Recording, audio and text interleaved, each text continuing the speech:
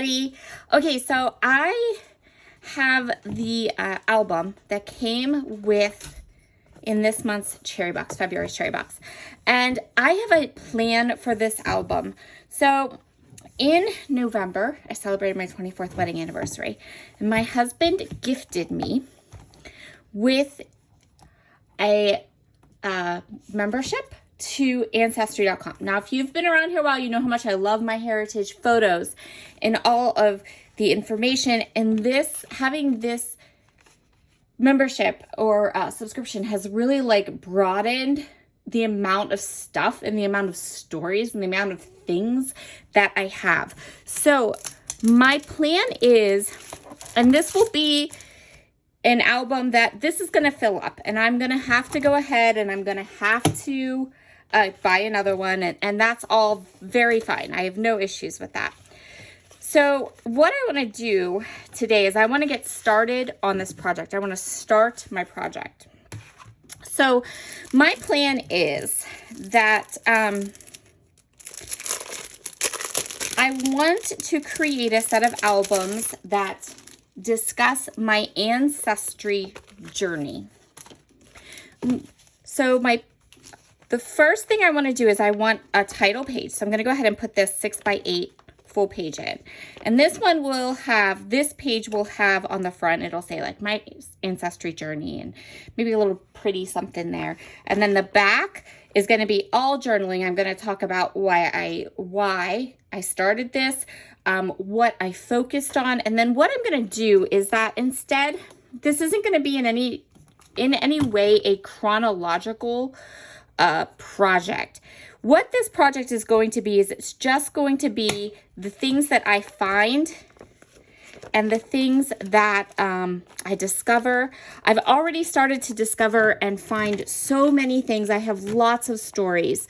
And you know, a lot of them are not happy stories, but I feel like they are things that I really want to tell and make sure that it is documented somewhere. And as I go through this project, I'll go ahead and kind of share that with you. So for today, this is what I have. I'm going to start with, so I have my first page. This is going to be a title page. And then I have my why, or the description of what these albums are about. And then, so this is a photo of my grandparents when they got married. And I have had this photo around. But what I found on my Ancestry.com and Ancestry Journey and in the subscription was actually their wedding announcement that was in the paper. So I want to have that be my first page because that was the first thing that I found. That was the first thing that I discovered. That was the first thing. And that's how this is going to go. Every page is going to be a person or an event.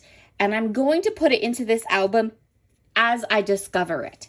That will keep all of these kind of newspaper articles, certificates. I have death certificates and marriage certificates and newspaper articles galore that I want to document and tell in this book. So I'm going to start my ancestry journey just by books exactly the way I started my ancestry journey as I did it, right? I love the idea of putting everything in chronological order, but you know what, guys? That's just not going to work. It's just not, and I know that. So this is going to be my first page, and I'm going to do this page today with you. And then the back side of this, and these pictures might be familiar to you. This is my Aunt Dot, and I have a photo of her as well. But what I discovered, this is actually my great Aunt Dot, was her obituary when I went through everything. So, and this is going up and down. I might end up pulling another, I don't mind this. I like the idea of having just these two pockets here. And I like the idea of having this that it can be pulled out. So there'll be something with decorative or something behind here. And then this will be maybe even matted and done like a tag that can be pulled in and out of this pocket. And that's kind of my plan for these albums. This album, I want this to be something that is interactive, that you can kind of pull out and look at each of these stories and at each of these pages. And because I'm archiving and saving all this, it doesn't, it's okay. You know, this can be kind of an interactive type of a thing. But I don't think that these two will fit here. So I think I'm going to go ahead and do another page of Dorothy. And then I also have all of these, which again, I might end up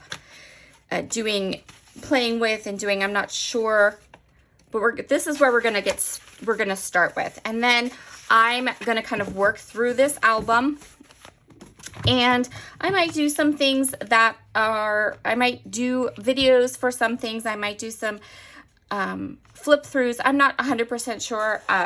Like I said, this is just for me. This is my book, my ancestry journey, you know, the things I discovered, the things that I found, stuff like that. And I'll tell you right now, and I'd love your opinion on this. I have some really sad stuff in my family. I mean, really tragic, sad things that I have been able to kind of, I found, you know, all the paper trail of them and things like that. So, and there is some things that are incredibly sad, and I just have not decided if I don't mind sharing those stories with all of you here, but I'm not sure if that is, you know, I don't want to make anyone like super sad or anything like that, but at the same time, it is all my heritage and my family and things I think it's really important to kind of document. You know, we've lost some kids in some really sad ways that over the course of my family tree that I found, things like that, I think we are going to do there will be a couple memorial pages and things like that in here. So that will be for another day though. So for today, I am going to go ahead. I'm going to do this page with my grandparents' marriage announcement, and then I'm going to do this page, which this is a picture of Dorothy, and I'm going to write a little bit about how she is related to me, and then I have her obituary. So, and I want to put the date she was born and the date she died and all of those kinds of things into an album, into a page. So that's what we're going to do today. We're going to work with this page, we're going to work with that page, and then there's going to be a blog post over at a Cherry on Top's blog talking a little bit more about how this all is going to come together. So I haven't decided yet what I'm going to do with these. I might separate this out by family a little bit. That's kind of my plan. And then when I get the album a little bit fuller, I'll put a little, maybe a little sticker here that says the Edkins or the Albuses or, you know, all of that. It's kind of my plan for these. But okay, I'm going to put you on fast forward and let's get started working on this. As an aside, I also remembered that there's this pocket in the back of the album, and I am going to utilize that. So as I kind of print off the information I want to include in my album, I'm going to pop it into that pocket that's in the back, and then that way all of the things I want to put in the album are right there in the back of the album. I'm going to save my title page for another day. I definitely have a plan for how I want to get that started. But I'm going to work on these two pocket pages. And I went ahead and found the perfect pocket or page to document the information about Aunt Dot. And yeah, we can just kind of get started. I'm going to go through all the products that came in the kit, and I'm going to pull some of this pretty pink cardstock and one of the pretty pattern papers that came in the kit. We're just going to need that one. I am going to do a little bit of stamping on my first pocket page, and I'm going to go through the laser cut die cuts as well as the package of ephemera. I'm going to find a couple of embellishments, but primarily I am going to find some pieces that I can use to add journal spots in these pages. So as I kind of go through everything, pull out what I want to use, let me just say there are so many pocket pages that come with this album, so many configurations and sizes and just everything. I am so excited to be able to kind of put this whole album together and work through it because I have so many options. And it was so fun to kind of flick through all of the pages that are included in the album, plus the 2 pages that came as part of the kit, and really be able to find the perfect pockets for my photos and my stories for today. I'm going to go ahead and start by cutting down these 2 patterns to create the cards to fit in my pockets. Next, I'm going to go ahead and I'm going to ink up all of the edges using the gray Hickory Smoke Distress Oxide ink. That's for my first page. I really wanted to show you guys that you can use gray tones or brown tones with this particular kit, and both work really well. So for my second pocket that I'm going to do, I'm going to add brown. Now I found this ephemera piece, which is going to give me the journaling spot that I want. I don't need too much, just a little bit. And then I'm going to go ahead and map my photo, again, just with that pattern paper that I used for my second card. And that will kind of make sure that both of these cards are cohesive, even though one is this light pink cardstock and the second one is the pattern paper. By pulling up some of that pattern paper to the top card, it's going to make the whole page work together really well. For the bottom card, I'm only going to add just a little bit of embellishment to the right side, mostly because I'm going to be adding in and making my own tag, and the tag is going to be interactive. So it's going to kind of cover up the left side of that 4x6 card. So I'm just going to put a little bit of a embellishment cluster there on the right. And speaking of my tag, I'm going to go ahead and make that next. So again, I'm just using that exact same pattern paper. I'm going to grab my trimmer and I'm going to trim around 3 sides of this newspaper article so that I have 3 sides with a mat. And then I'm going to make the 4th side a little bit longer. And then I'm going to kind of put it at an angle and create a tag with that top piece. This is a really, really easy way to create a tag. And then I can pop a hole in the middle, and I'm going to put some of that pretty hemp twine that I love and use quite often around the top of the tag. I'm going to put a really small journaling spot on the back of the tag. The reason I'm doing this is because I want to write down the name of the newspaper, where this article came from, and the date that it was published, things like that. I have all that information. I'm going to add it to the back of the tag to identify it a little bit. With the Pinks cardstock, I want to use some of the stamps that are in this kit. Now, the stamps that are in this kit are acrylic stamps. So I am going to need my Misty and my door to get clean impressions. Acrylic stamps are the stamps that they're usually the very inexpensive stamps, which makes them super budget friendly. And they kind of feel like gummy. You know what I mean? If you've ever used like a photopolymer stamp versus an acrylic stamp, the acrylic stamp is the one that feels kind of gummy.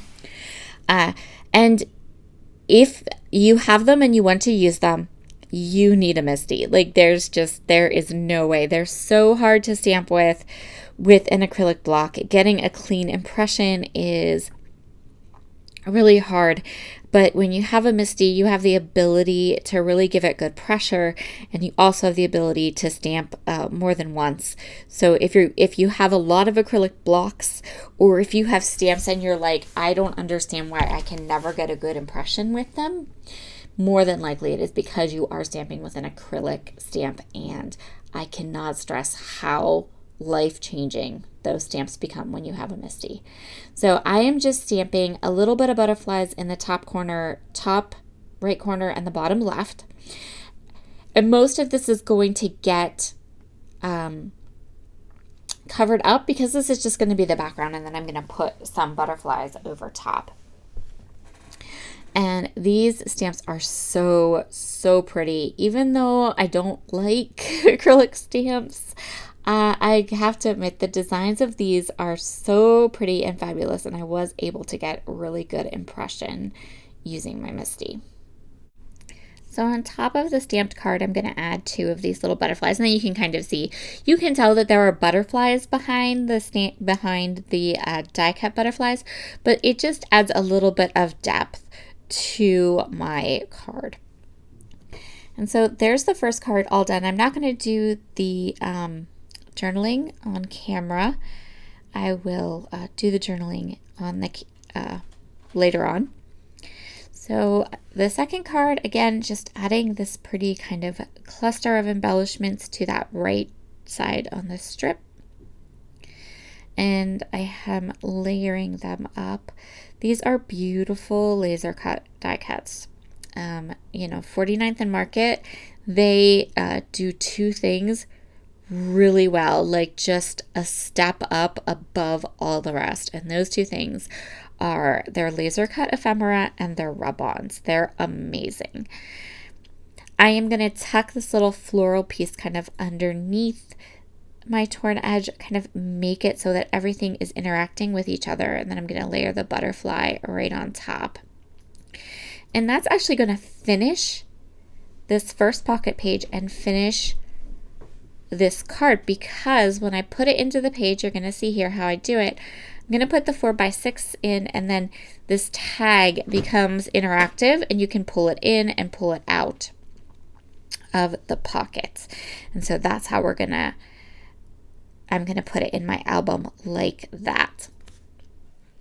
For my second pocket, I found a page protector that has a 4x4 square, 2 4x4 square pockets. I really, really like this pocket configuration. And I think I'm going to try to see if I can buy like just a pack of just this configuration and have them handy, because I really liked working with this configuration. Worked really, really well for, what I was doing. And I feel like these types of pages with the interactive tags are going to be something that's going to be in this book a lot. So I might go ahead and grab just a couple more of that style page protectors if I can find them just like that. So I am going to go ahead and cut 2 4x4 squares. For this page, what I'm going to do is I'm going to use the same sheet of pattern paper and just have one be my A side and one use the B side, instead of mixing it with cardstock paper. Next, I'm going to go ahead and create my tag, and I'm going to do it exactly the way that I did the other one. I am going to kind of mount my newspaper article onto a sheet of pattern paper and then trim it out to make a tag. So I'm going to pull the photo out, and I'm going to put the photo on the top card. This photo I've actually already scrapbooked at 12 by 12, and on that layout I put in a lot of journaling on that layout. But when I found her obituary on Ancestry.com, there was a lot more information in there that I didn't have, that I didn't know. And so that's why I chose to save that obituary and kind of include it into this ancestry journey. And that's what I'm going to journaling about what I discovered and what I didn't know before. So that's kind of my thought process, is that, again, this whole album is going to be about my personal journey, and it's going to be about when I discovered things, how I discovered things, what I found out, things like that. So the top card, I have the photograph with the ephemera pieces, and then the bottom card is I'm going to go ahead and have the card with the tag. Now I am going to add more to this card in just a second. I guess I'm just messing with that tag. I want to kind of journal about what I just talked about. So what I'm going to do is, for the bottom card, I'm going to go ahead and add this piece of ephemera, kind of put it towards the bottom. And I've also decided that for this whole album, I am going to try to primarily stick to 49th and Market products, not necessarily the same lines, things like that, but the same products. I think that's going to work really, really well for the heritage aspect of this layout or this album, but I also think it's going to make it feel cohesive, even if I'm using different lines for different pages and things like that, because I get too bored with product easily to say I'm going to use one line or one collection for the whole album. I'm not going to do that. I just know myself. Again, just putting a little bit of journaling, a journal spot on the back of the tag so I can write in where I found, what newspaper this is in, what year it was, things like that. And then I have that card underneath that's going to have all of the journaling. Now I decided to open up the washi tape and put just a little bit of that stitched washi edge across the bottom. I love this washi tape. This stitched washi tape that came in the kit is so cute. It's definitely going to make lots of appearances in my projects because I really love it. And so there is my second pocket. And then I still have the other side of both of these pages that I can add stories and add things to as I find the right stories to fit into those pockets. So I'm going to go ahead, I'm going to put my photo, these 2 pages in. I'm going to try really hard to get to that title page this week. If you'd like me to film that process, let me know. But I probably, it's going to be a really easy one. It might just be like a reel or a short or something because I'm going to keep it pretty simple. But there we go. First 2 pages in my project finished. Here are all of the close-ups. I hope you will follow along on my journey. I will continue to share spreads and projects from this book periodically here and there. And maybe I'll do a flip through and then a process or something to keep you up to date with it. But have a wonderful day, everybody. Bye.